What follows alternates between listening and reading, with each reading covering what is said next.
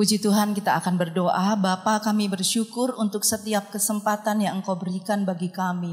Sore hari ini kami datang kepadamu Tuhan, rindu untuk hidup kami diisi oleh firman-Mu yang akan terus menuntun hidup kami, yang akan terus meneguhkan kami, yang akan terus menguatkan kami untuk kami hidup dalam jalan-jalan-Mu. Engkau hadir Tuhan sore hari ini, mengurapi setiap kami yang mendengar kebenaran firman-Mu, mengurapi hamba-Mu yang menyampaikan kebenaran-Mu. Roh Kudus-Mu bekerja menjamah, memulihkan setiap kami. Kami siap untuk terima kebenaran-Mu di dalam nama Tuhan Yesus Kristus. Haleluya. Amin. Shalom kaum ibu yang dikasihi Tuhan. Sore hari ini kita akan sama-sama melihat kebenaran firman Tuhan di dalam Filipi pasal 4. Filipi pasal 4 ayat yang ke-11 sampai dengan ayat yang ke-13. Saya akan membacakan. Ibu-ibu boleh menyimaknya dengan baik. Filipi pasal 4 ayat yang 11 sampai dengan ayat yang ke-13. Kukatakan ini bukanlah karena kekurangan, sebab aku telah belajar mencukupkan diri dalam segala keadaan. Aku tahu apa itu kekurangan dan aku tahu apa itu kelimpahan. Dalam segala hal, dalam segala perkara, tidak ada sesuatu yang merupakan rahasia bagiku, baik dalam hal kenyang maupun dalam hal kelaparan, baik dalam hal kelimpahan maupun dalam hal kekurangan. Segala perkara dapat kutanggung di dalam Dia yang memberi kekuatan kepadaku. Puji nama Tuhan. Hari ini kita akan sama-sama belajar firman Tuhan dengan satu tema, yaitu ajaran untuk selalu bersyukur. Jadi ajaran untuk selalu bersyukur. Kenapa bersyukur ini harus selalu dikumandangkan setiap waktu, setiap saat, dan kita tidak boleh cemu-cemu karena seringkali kita itu jauh dari ucapan syukur. Dan hari ini kita belajar tentang bersyukur, selalu bersyukur. Tadi kita membaca dalam pembacaan kita dikatakan bahwa Rasul Paulus itu tahu bahwa dia ada dalam kekurangan. Dan dia juga pernah mengalami kelimpahan. Bahkan dalam segala hal, dalam segala keadaan dia mengalaminya. Jadi Rasul Paulus bukan hanya senang saja, tapi di saat susah, di saat duka, dalam pergumulan, dalam kesusahan, dalam kesesakan, dalam segala peristiwa yang Tuhan izinkan terjadi dalam hidupnya, itu Rasul Paulus dikatakan itu mengucap syukur. Kalau kita membaca dalam setiap surat yang ditulis oleh Paulus, ada banyak perkataan ucapan syukur yang dikatakan oleh Rasul Paulus. Rasul Paulus bukan berbicara dari orang lain. Dia berkata dari satu kenyataan yang terjadi dalam hidupnya. Artinya bahwa bukan cuma teori, tetapi dia mengalami bagaimana dia dalam kekurangan, bagaimana dia merasakan kelimpahan, dan dia mengalami semuanya. Jadi dia bukan hanya bisa ngomong, tetapi dia sudah praktek dan dia selalu mengucap syukur. Rasul Paulus menjadi pengikut Kristus bukan sekedar menjadi pengikut Kristus seperti kata orang, tetapi Rasul Paulus menjadi pengikut Kristus dan benar-benar menjadi pengikut Kristus yang mengasihi Tuhan. Artinya selalu bisa mengucap syukur dalam segala hal. Kenapa? Karena Rasul Paulus mengalami satu perjumpaan yang dahsyat dengan Tuhan. Dia merasakan Yesus itu hadir dalam hidupnya. Dan kita akan melihat rahasia apa yang membuat Rasul Paulus itu selalu bersyukur. Yang pertama, dikatakan bahwa Rasul Paulus ini memiliki rasa cukup. Jadi pada waktu dia kelimpahan, dia merasa itu cukup untuk dia. Pada waktu dia mengalami kekurangan, dia merasa itu cukup. Dan pada waktu dia merasa lapar, dia merasa itu tetap rasa cukup itu ada dalam hidupnya. Dikatakan di ayat yang ke-11 apa? Sebab aku telah belajar mencukupkan diri dalam segala keadaan. Ayat 11 dengan jelas dikatakan, kukatakan ini bukanlah karena kekurangan. Jadi bukan karena dia kurang, tetapi dikatakan dia belajar mencukupkan diri dalam segala hal. Jadi kehidupan Rasul Paulus menjadi contoh dan teladan bagi kita semua. Bahwa kalau Kristus itu hadir dalam hidupmu, ketika engkau mengalami sesuatu yang Tuhan izinkan, itu tetap ada ucapan syukur yang keluar dari mulut kita. Kenapa? Karena kita tahu Yesus hidup dalam hidupku. Dikatakan bahwa aku hidup, tetapi bukan lagi aku yang hidup, tetapi Kristus itu yang hidup di dalam aku. Rasul Paulus memiliki rasa cukup sehingga dia nggak ngomel, sehingga dia nggak bersungut. Ya, dikatakan dia mencukupkan diri dalam segala keadaan apapun. Ya, hidup ini ada suka, duka, senang, susah. Kadang-kadang kita rasa hati kita susah, maka kita harus datang kepada Tuhan. Ketika hati kita senang, kita pun juga harus datang kepada Tuhan. Itu adalah kehidupan kekristenan yang selalu berputar seperti roda. Rasa cukup itu harus kita miliki. Mengapa? Karena seringkali ibu-ibu ini tidak punya rasa cukup. Berapapun uang di tangan kita, sekalipun itu sudah lebih, kita akan tetap merasa kurang. Ada itu sudah lebih. Kita nggak pernah punya rasa cukup. Sehingga apa? Sehingga kita gampang ngomel. Sehingga kita gampang bersungut, kenapa ya selalu begitu. Kenapa? Karena kita selalu merasa kurang. Tetapi kalau kita merasa cukup, maka kita bisa mengucap syukur. Kata cukup itu memiliki arti adalah apa? Dapat memenuhi kebutuhan. Jadi kalau orang cukup, dia merasa dia sudah memuaskan keinginannya. Dia tidak merasa kurang. Ada banyak kali dari kehidupan saya dan saudara, kaum ibu yang ada sore hari ini, seringkali kita itu merasa kurang sehingga apa? Kita sulit untuk memberi bagi Tuhan. Kalau untuk keinginan sendiri, untuk beli baju, untuk beli makanan, untuk beli apa, kita bisa. Tetapi untuk memberi bagi Tuhan, itu sulit. Kenapa? Karena dalam diri kita tidak ada rasa cukup. Seringkali kalau Tuhan bilang, beri yang ada padamu, kita mikir-mikir, wah untuk ini aja kurang, mau beri untuk Tuhan. Tetapi kalau kita punya hati yang selalu mengucap syukur dan dalam hidup kita ada rasa cukup, ketika Tuhan berbicara, maka kita akan melakukan. Itu rasa cukup. Kita tidak merasa kekurangan dan ini penting untuk dimiliki orang Kristen. Jadi jangan bilang, wah aku sekarang belum bisa memberi untuk Tuhan. Kenapa? Karena hidupku masih kurang. Jangan katakan engkau kurang. Tetapi katakan engkau cukup. Sehingga engkau bisa memberi untuk Tuhan.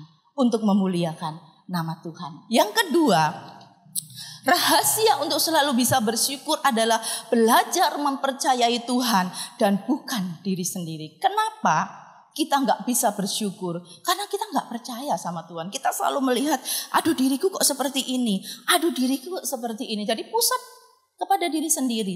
Tetapi belajar sore hari ini, kita belajar mempercayai Tuhan. Artinya hidup ini adalah kristosentris. Jadi pusatnya Yesus. Sehingga apa? Kita nggak selalu melihat diri kita yang penuh dengan kelemahan ini. Tetapi kita memandang kepada Tuhan sehingga belajar untuk mempercayai Tuhan. Di ayat yang ke-13 Rasul Paulus katakan apa? Dalam segala perkara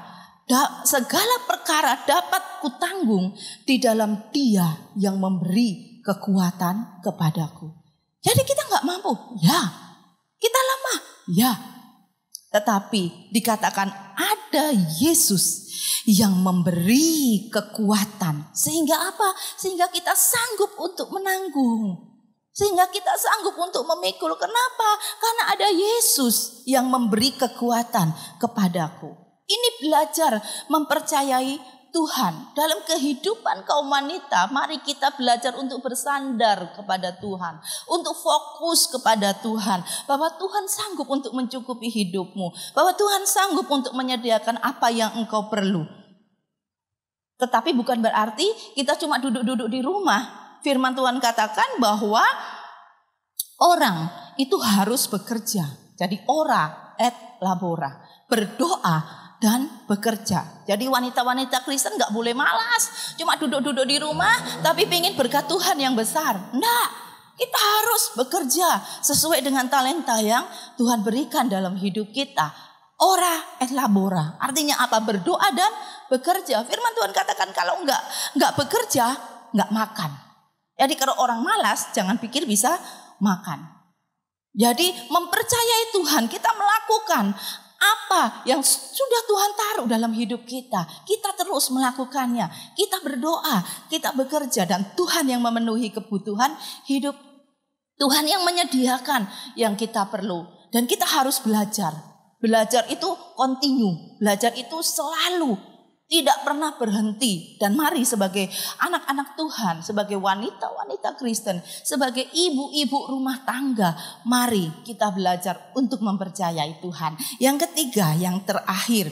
Yang terakhir adalah rahasia untuk selalu bisa bersyukur adalah ketika kita memiliki pikiran Kristus dan bukan pikiran sendiri. Di ayat yang ke-19 pasal yang sama dikatakan, Allahku akan memenuhi segala keperluanmu menurut kekayaan dan kemuliaannya dalam Kristus Yesus. Jadi tanpa kita minta, tanpa kita memohon dengan berseru, Tuhan sudah tahu kebutuhan saya.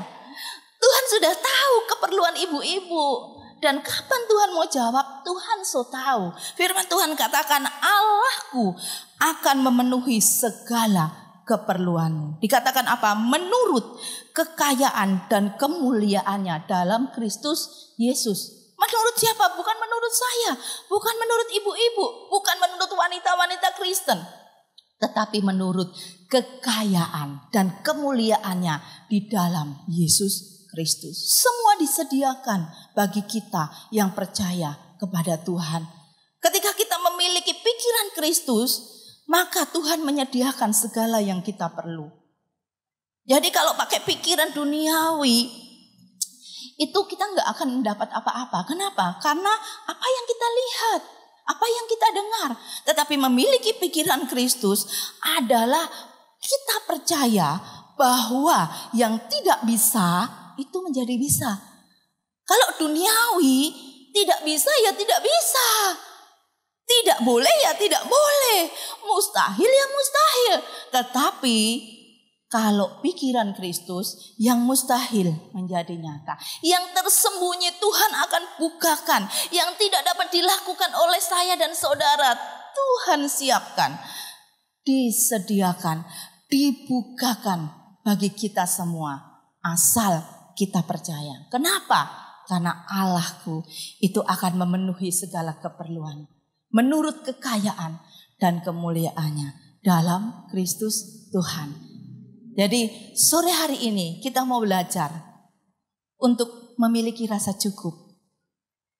Maka kita akan bisa bersyukur kepada Tuhan. Mari kita mempercayai Tuhan. Sehingga dalam mulut kita bukan omelan dan sungutan, tapi ucapan syukur. Dan yang ketiga, mari memiliki pikiran Kristus. Apa yang mustahil bagi dunia, itu sangat nyata bagi Tuhan. Ketika kita percaya kepada Tuhan. Tidak sulit untuk melakukannya ketika kita ada dalam kebenaran. Ucapkan syukur selalu.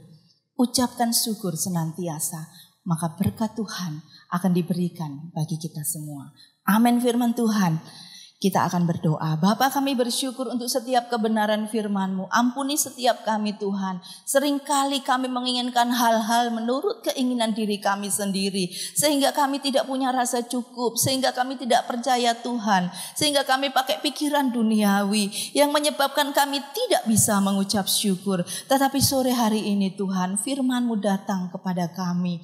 Untuk kami hidup dalam ucapan syukur senantiasa. Karena kami tahu Engkau ada dalam hidup kami. Engkau sanggup untuk menolong. Engkau sanggup untuk menyediakan. Engkau sanggup untuk memenuhi segala keperluan dalam hidup kami. Tidak ada yang sulit bagi Tuhan. Ajarkan kami Tuhan untuk mempercayai Engkau di setiap langkah hidup kami. Supaya hidup kami memuliakan nama Tuhan. Dan nama-Mu Tuhan yang ditinggikan dan dimuliakan. Berkati setiap kaum wanita yang ada. Kaum ibu yang hadir pada sore hari ini yang menerima kebenaran firman firman-Mu, untuk boleh melakukan kebenaran firman-Mu. Jadikan kekuatan setiap firman yang datang pada sore hari ini. Terus teguhkan iman percaya kepada Yesus Tuhan.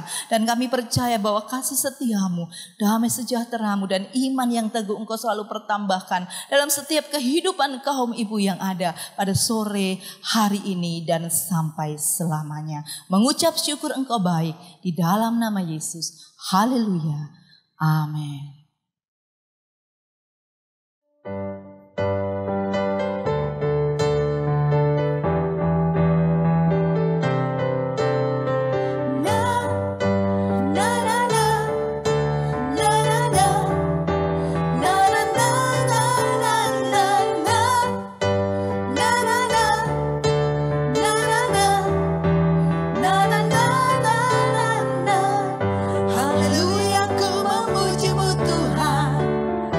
Karena kasih-Mu tak berkesudahan.